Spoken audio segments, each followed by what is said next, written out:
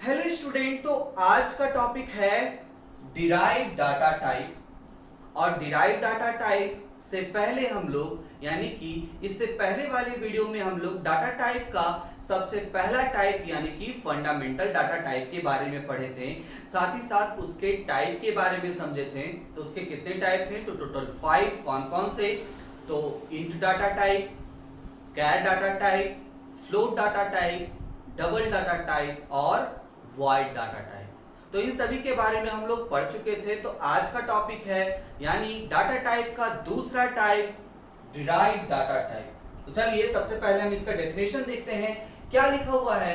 Derived data type are those data type which are compose fundamental data type. यानी कि derived data type वैसे data type होते हैं जो फंडामेंटल डाटा टाइप से बने होते हैं। फॉर एग्जांपल अगर आप बोला जाए तो फंडामेंटल डाटा टाइप कौन कौन से थे? तो इंट, कैर, फ्लोट, डबल। तो ये सब जो डाटा टाइप है वो कौन से थे? फंडामेंटल डाटा टाइप थे। तो इन फंडामेंटल डाटा टाइप से जो आपका डाटा टाइप बनता है उसे क्या बोला जाता है? डिराइव्ड डाटा टाइप बोला जाता है। ठीक है, तो डिराइव्ड डाटा टाइप के भी बहुत सारे टाइप होंगे। तो सबसे पहला टाइप कौन सा है? तो एरे है। कौन सा? एरे। तो एरे के बारे में हम लोग समझते हैं। क्या लिखा हुआ है?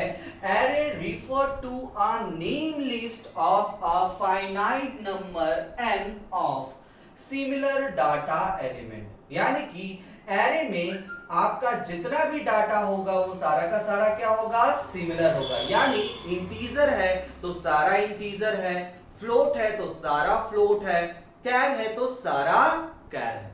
ठीक है, साथ ही साथ बोला जा रहा है नेम लिस्ट होता है क्या? फाइनाइट नंबर n का। तो यहां पे हम लोग एग्जांपल लेते हैं। जैसे कि एक क्लास है और उस क्लास में 5 स्टूडेंट है। कितने स्टूडेंट है? 5 स्टूडेंट है और सारे स्टूडेंट का कुछ ना कुछ रोल नंबर होगा। ठीक है, तो यहां पे देखिए कैसे हम लोग लिखे हैं एरे में। तो देखिएगा जो रोल नंबर है वो क्या है? एक तरह से वेरिएबल नेम। यानी कि कितना स्टूडेंट है? तो 5। तो यही है हमारा फाइनाइट नंबर n। ये क्या है आपका? 5। यानी कि यहाँ पे जब भी आप एरे मेंशन करते हैं तो साइज मेंशन करना पड़ता है, वो भी बड़ी ब्रैकेट के अंदर। ठीक है, यानी कि 5 स्टूडेंट का क्या लिखना है? हमें रोल नंबर लिखना है। और सारा का सारा रोल नंबर किस टाइप का है? तो इंटीजर टाइप का है। यानी कि एरे मेंशन करेगा तो सबसे पहले आपको डाटा टाइप मेंशन करना पड़ेगा, फिर वेरिएबल का नाम और उसके बाद साइज मेंशन करना पड़ेगा। यहां तक आपको समझ में आ रहा होगा। चलिए एक और एग्जांपल लेते हैं। मान के चलिए 25 स्टूडेंट है और 25 स्टूडेंट का आपको परसेंटेज निकालना है। तो क्या करना पड़ेगा आपको? तो यहाँ पे परसेंटेज क्या होगा? फ्लोट होगा। ठीक है, क्या बोला जा रहा है? फ्लोट होगा। तो यहाँ पे हम लोग फ्लोट लिखेंगे, परसेंटेज लिखेंगे और ब्रैकेट के अंदर क्या बोला जा रहा है? कितना स्टूडेंट? तो 25 यानी कि 25। तो यहाँ पे 25 मेंशन करना पड़ेगा। तो आपको समझ में आ गया क्या कि फाइनाइट नंबर n क्या होता है? यानी कि साइज के बारे में बात की जा रही है। और सिमिलर डाटा एलिमेंट यानी कि जो भी आपका डाटा टाइप होगा वो सभी का क्या होगा? सेम होगा। ठीक है, उसके बाद क्या लिखा हुआ आपका? Each of the data element can be referred respectively by a set of consecutive number usually 0 1 2 n-1।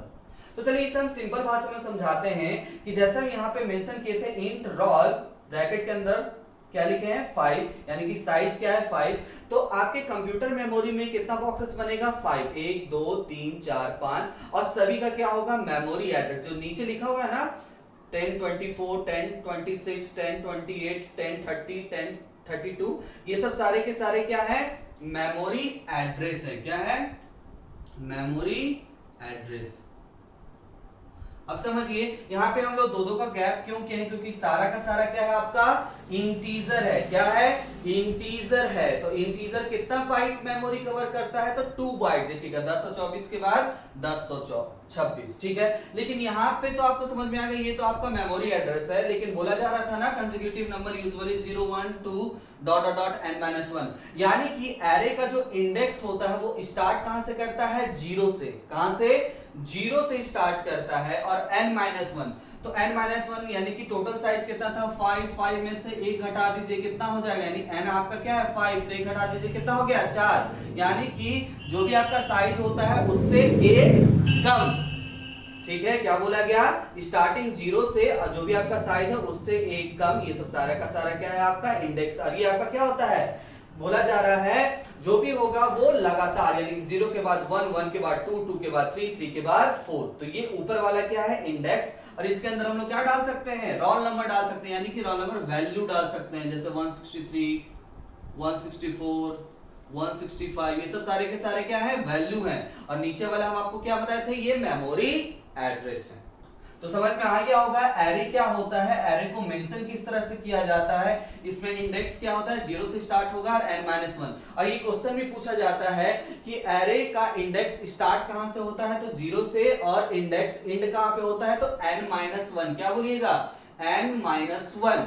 ठीक है, मान के बोल, यहाँ पे एक एग्जांपल और लेते हैं कि बोला जा रहा है 25 स्टूडेंट है, तो 25 का बोला जा रहा है, यानी कि 0 से स्टार्ट होगा इंडेक्स और कहां तक जाएगा, 24 तक। ठीक है, तो आपको क्या बताएं, ये ऊपर वाला इंडेक्स, नीचे में हम लोग क्या डाल दे रहे हैं, वैल्यू डाल दे रहे हैं। और यानी कि इस वेरिएबल के अंदर हम लोग 5 वैल्यू डाल दिए, वो क्या था, रोल नंबर था। और जो नीचे है वो क्या है आपका, मेमोरी एड्रेस है। ठीक है, चलिए अब हम लोग दूसरा, यानी कि डिराइव्ड डाटा टाइप का दूसरा टाइप, यानी कि पॉइंटर के बारे में समझते हैं। क्या लिखा हुआ है, A pointer is a special variable that hold a memory address।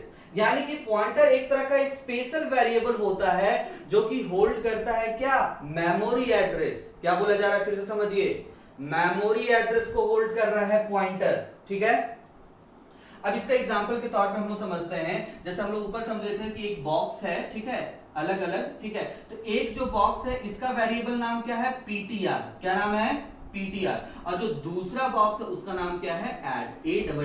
ठीक है, और जो नीचे मेंशन है वो सारा का सारा क्या है, मेमोरी एड्रेस। क्या बोला जा रहा है, मेमोरी एड्रेस। जैसे यहाँ पे था वही हमारा यहाँ पे मेमोरी एड्रेस है। ये देखिए, एरे अलग है, पॉइंटर अलग है। ठीक है, तो बस एक एग्जांपल के तौर पे समझाया जा रहा है। यहाँ पे जो नीचे जो आपको दिख रहा है 1050, 1051, 1052, 1053, ठीक है, वो सब सारे के सारे क्या है, मेमोरी एड्रेस। ऊपर में जो ptr और add है वो क्या है आपका, वेरिएबल नेम है। ठीक है, अब देखिएगा, add जो एक वेरिएबल है उसके अंदर वैल्यू क्या है, मात्र 10 है।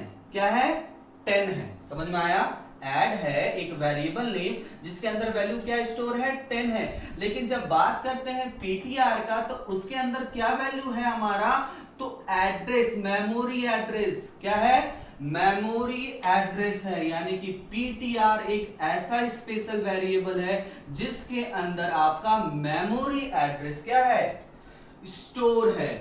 समझ में आ गया होगा आपको कि क्या होता है पॉइंटर।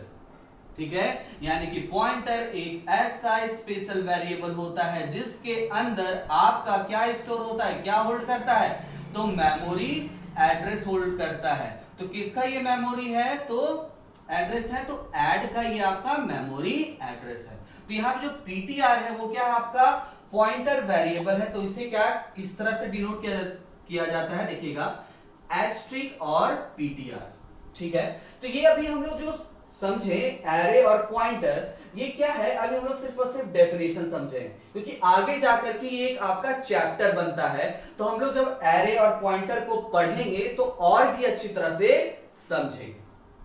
अब हमारा तीसरा टाइप है फंक्शन। तो क्या लिखा हुआ है इसमें, लिखा हुआ a function is a name part of a program that can be invoked from other part of the program as often needed। यानी कि फंक्शन एक तरह का नेम होता है जो किसी प्रोग्राम का पार्ट होता है, साथ ही साथ इसे इन्वोक करवाया जाता है किसी अदर पार्ट ऑफ प्रोग्राम में, यानी कि किसी दूसरे पार्ट में से इन्वोक करवाया जाता है जब भी हमें इसकी जरूरत होती है। फॉर एग्जाम्पल, समझने के लिए आप देखिएगा, एक फंक्शन हम लोग क्रिएट किए हैं, बनाए हैं, जिसका नाम क्या है, वेव। वेव क्या है, एक फंक्शन है।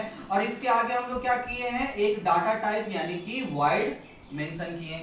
तो ये जो हमारा वेव है ये क्या है, फंक्शन का नाम है। अब देखिएगा, ब्रेसेस को ओपन किए और क्या किए हम लोग, क्लोज कर दिए। इसके अंदर हम लोग इस फंक्शन में जो भी डिक्लेयर करना होगा उसे डिक्लेयर कर देंगे। तो ये हमारा क्या है, वेव फंक्शन एक तरह का क्या है, प्रोग्राम का एक पार्ट है। अब देखिएगा दूसरा पार्ट कौन सा हमारा, मेन फंक्शन। और मेन फंक्शन ही किसी प्रोग्राम को क्या करवाता है, रन करवाता है। ठीक है, अब देखिएगा मेन फंक्शन के अंदर यानी कि ब्रेसेस जो ओपन और क्लोज किए हैं उसके अंदर हम लोग किसको मेंशन किए हैं, तो वेद फंक्शन को। यानी कि मेन फंक्शन के अंदर हम लोग वेद फंक्शन को क्या करवाए हैं, इन्वोक करवाए हैं। तो समझ में आ रहा होगा आपको क्या बोला गया, फंक्शन एक तरह का क्या होता है, नाम होता है जो किसी प्रोग्राम का पार्ट होता है, इसे इन्वोक करवाया जाता है। क्या किया गया, इन्वोक करवाया गया other part of the program, दूसरे पार्ट में किसी भी प्रोग्राम का, जब इसे हमें जरूरत पड़ेगी तब इसे हम लोग क्या करवाएंगे, इन्वोक करवाएंगे। तो ये एक छोटा सा एग्जांपल है। ठीक है, देखिएगा फंक्शन एक आप लोग का अलग से चैप्टर है, उसमें बहुत सारा चीज आपको बताया जाएगा। तो जब भी हम लोग फंक्शन चैप्टर को पढ़ेंगे तो और भी अच्छी तरह से समझेंगे। अभी हम लोग एक छोटा सा डेफिनेशन के साथ एक एग्जांपल समझे हैं, वहां पे हम लोग और भी अच्छी तरह से समझेंगे। बस इतना समझिए, फंक्शन एक तरह का क्या होता है, नेम होता है जो किसी प्रोग्राम का पार्ट होता है और इसे इन्वोक करवाया जाता है अदर पार्ट ऑफ प्रोग्राम में, जब इसका हमें जरूरत होता है तब। ठीक है, अब हम लोग चौथा पार्ट यानी कि रेफरेंसेस के बारे में देख रहे हैं। ठीक है, तो क्या लिखा हुआ, references is an alternative name for an object. यानी रेफरेंसेस एक तरह का अल्टरनेटिव नेम होता है किसी भी ऑब्जेक्ट का। एग्जाम्पल के तौर पे समझने की कोशिश करिए कि एक लड़का है, उसका दो नाम है, जैसे कि स्कूल का नाम राघवेंद्र है और घर का नाम रवि है। और उस लड़के को हम लोग राघवेंद्र नाम से भी जान सकते हैं और रवि नाम से भी क्या कर सकते हैं, जान सकते हैं। ठीक है, अगर हम राघवेंद्र बोलेंगे तो वही लड़का आएगा, रवि बोलेंगे तो भी वही लड़का आएगा। तो यानी कि एक लड़के का दो नाम, तो वही बोला जा रहा है एक ऑब्जेक्ट का क्या होगा, अल्टरनेटिव नेम। तो चलिए इसे हम प्रोग्रामिंग के तौर पे समझते हैं। लिखा हुआ है int a is equal to 10, यानी कि a एक वेरिएबल है। क्या है, a एक वेरिएबल है। ठीक है, जिसके अंदर क्या स्टोर है, हमारा वैल्यू 10 स्टोर है। कोई डाउट? अब यहाँ पे देखिएगा int, यहाँ पे देखिएगा b के आगे हम लोग क्या लगा दिए, एंड लगा दिए। ठीक है, and b is equal to a, यानी यहाँ पे जो एंड b है अल्टरनेटिव नेम हो गया किसका, a का। यानी a के अंदर भी क्या हो गया आपका 10 और एंड b के अंदर भी क्या हो गया आपका 10। यानी कि अगर देखा जाए तो एंड b क्या है, एंड b अल्टरनेटिव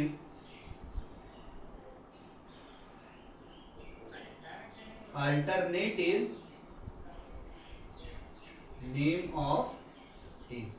ठीक है, यानी यहाँ पे जो देख रहे हैं आप लोग, a है एक वेरिएबल है जिसके अंदर क्या वैल्यू स्टोर था हमारा 10, और एंड b क्या हो गया, अल्टरनेटिव नेम ऑफ a। यानी कि एंड b अल्टरनेटिव नेम हो गया किसका, a का। अब देखिएगा इसमें हम सी आउट में लिखे हैं डबल कोट्स के अंदर a इज इक्वल टू, तो a इज इक्वल टू हम आउटपुट के साथ आपको बता रहे हैं, लिखा हुआ a इज इक्वल टू, और a का वैल्यू कितना है, तो 10 है। ठीक है, अब हमारा इंडेल यानी कि लाइन चेंज हो गया। अब यहाँ पे देखिएगा डबल कोट्स के अंदर हम लोग क्या लिख रहे हैं, तो b लिख रहे हैं, b इज इक्वल टू। अब देखिएगा b के अंदर भी हमारा क्या स्टोर हो गया, तो 10 स्टोर हो गया। यानी जब आपको 10 वैल्यू को शो करवाना है तो आप a लिख सकते हैं या आप b भी लिख सकते हैं। तो आपको समझ में आ गया होगा कि रेफरेंसेस क्या होता है।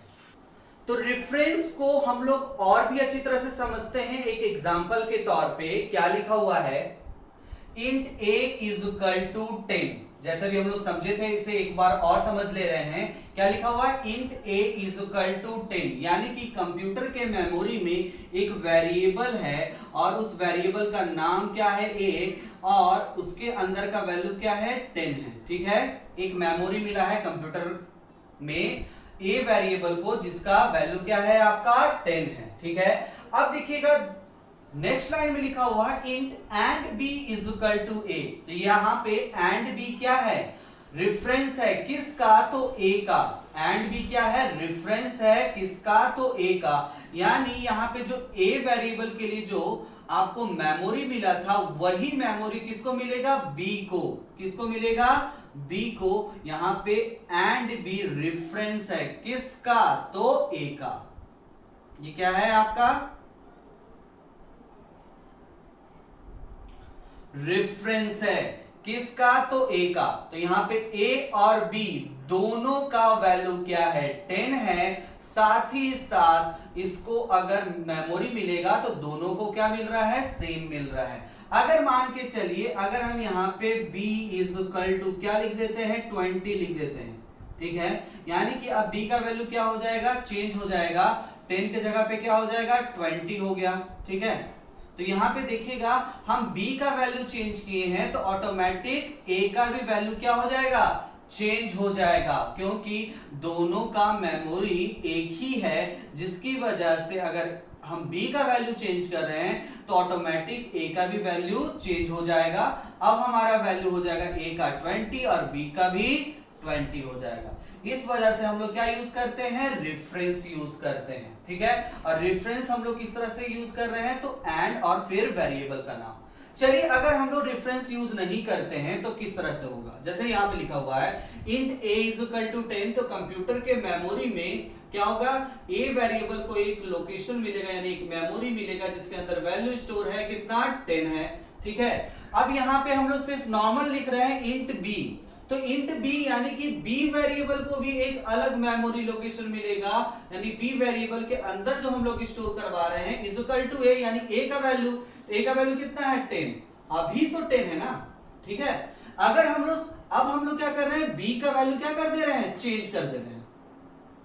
यहां तक में आप देखिएगा a का वैल्यू कितना है, 10, और b का भी वैल्यू 10 है, अभी तो सेम है, लेकिन दोनों का अलग अलग मेमोरी लोकेशन है। और देखा जाए अब हम लोग क्या कर रहे हैं, b इज इक्वल टू 20 कर दे रहे हैं, तो सिर्फ और सिर्फ किसका वैल्यू चेंज हो रहा है, तो b का वैल्यू चेंज हो रहा है, a का वैल्यू चेंज नहीं हो रहा है। तो दोनों में डिफरेंस समझ में आ गया ना, कि हम लोग रेफरेंस लगाते हैं तो क्या अंतर होता है। और रेफरेंस हम लोग फंक्शन में पढ़ेंगे, कॉल बाय रेफरेंस। अगर जो लोग 11th पढ़े हैं तो उन लोग को हम पढ़ाए भी थे कि रेफरेंस क्या है और कॉल बाय रेफरेंस क्या होता है। तो चलिए अब हम लोग लास्ट कौन सा देख रहे हैं, तो कॉन्स्टेंट्स के बारे में देख रहे हैं। क्या लिखा हुआ है इसमें, the keyword const can be added to the declare of an object to make that object a constant rather than a variable। Simple सा लाइन है, किसी भी वेरिएबल को, ठीक है, आपको कांस्टेंट बनाना है तो हम लोग क्या ऐड करते हैं, कॉन्स्ट ऐड करते हैं, ठीक है। तो चलिए इसे हम लोग सबसे पहले समझते हैं, अगर कांस्टेंट नहीं रहता तो क्या रहता है। जैसे कि अगर हम लोग यहाँ पे इंट मेंशन किए और int x is equal to लिख दिए 10, क्या लिख दिए, 10 मेंशन कर दिए। अब यहां पे सी आउट करवा रहे हैं, ओके, और यहां पे x लिखवा रहे हैं, यानी एक वेरिएबल है x जिसके अंदर वैल्यू क्या स्टोर है, 10। क्या बोला गया, x एक वेरिएबल है जिसके वैल्यू अंदर क्या स्टोर है, 10। लेकिन आगे प्रोग्राम में हम लोग लिख दे रहे हैं x is equal to x plus 1 या x प्लस 2, तो क्या हो गया, अब इसे देखिए, x is equal to x plus 2 लिख दिया गया, तो क्या हुआ, यानी x जो एक नया वेरिएबल जो होगा, यानी x का जो वैल्यू है 10 प्लस 2 कितना हो गया, 12 हो गया। क्या हो गया, x का अब नया वैल्यू क्या हो गया, 12 हो गया। यानी देखिएगा वैल्यू अब क्या हो रहा है, हमारा चेंज हो गया कि नहीं हो गया। सबसे पहले हमारा x का वैल्यू 10 था, लेकिन जब हम एक ऑपरेटर लगा दिए या हम वैल्यू भी मेंशन कर देते हैं तो क्या हो जाता, x का वैल्यू क्या हो जा रहा है, चेंज हो जा रहा है, 10 की जगह अब क्या हो जा रहा है, 12 हो जा रहा है, ठीक है। लेकिन जब बात करते हैं कॉन्स्ट का, तो कॉन्स्ट को कैसे मेंशन करते हैं, तो लिखते हैं कॉन्स्ट, फिर जो भी हम लोग टाइप लिखते हैं, टाइप इंट लिख दिए, और x इज इक्वल टू क्या लिखे हम लोग, 10 मेंशन कर दिए, और सी आउट में हम लोग यहां पे x लिख रहे हैं, यानी x एक वेरिएबल में क्या स्टोर किया हुआ है, वैल्यू 10, और आपको क्या शो करेगा, 10 ही शो करेगा, ठीक है। यानी सबसे पहले हम इधर वाला आउटपुट में आपको बता दे रहे हैं, सबसे पहले क्या शो किया था आपका 10 शो किया था और उसके बाद आपको शो किया 12, ठीक है। लेकिन यहां बात करते हैं हम लोग, सबसे पहले x का वैल्यू क्या होगा आपका 10 शो करेगा, ठीक है। अब हम लोग यहां पे x is equal to x plus 2 करते हैं और सी आउट में फिर से x वेरिएबल को लिख रहे हैं, यानी उसके अंदर के वैल्यू को शो करवा रहे हैं, तो क्या हो जाएगा, ये एरर हो जाएगा। क्यों? क्योंकि हम लोग जो वेरिएबल x था उसको कांस्टेंट बना दिए, यानी अब वैल्यू क्या हो सकता है, चेंज नहीं हो सकता है। तो अगर किसी भी वेरिएबल को अगर आप कांस्टेंट बनाना चाहते हैं तो कौन सा कीवर्ड यूज करिएगा, कांस्ट कीवर्ड यूज करिएगा, और उसका हम एग्जांपल के तौर पे आपको समझाएं। तो आज हम लोग डिराइव्ड डाटा टाइप के बारे में समझें, जिसमें कि एरे, पॉइंटर, फंक्शन, रेफरेंस और कांस्टेंट के बारे में समझें। तो डिराइव्ड डाटा टाइप में एक और होता है यूजर डिफाइंड डेटा टाइप, जिसका आपका अलग से चैप्टर बाय चैप्टर आपको पढ़ाया जाएगा, जिसमें कि क्लास, स्ट्रक्चर, यूनियन, ये सब सारे के सारे चीज होते हैं, तो उसको आप अलग से और भी अच्छी तरह से पढ़ेंगे, ठीक है। तो आज के लिए इतना ही, थैंक यू।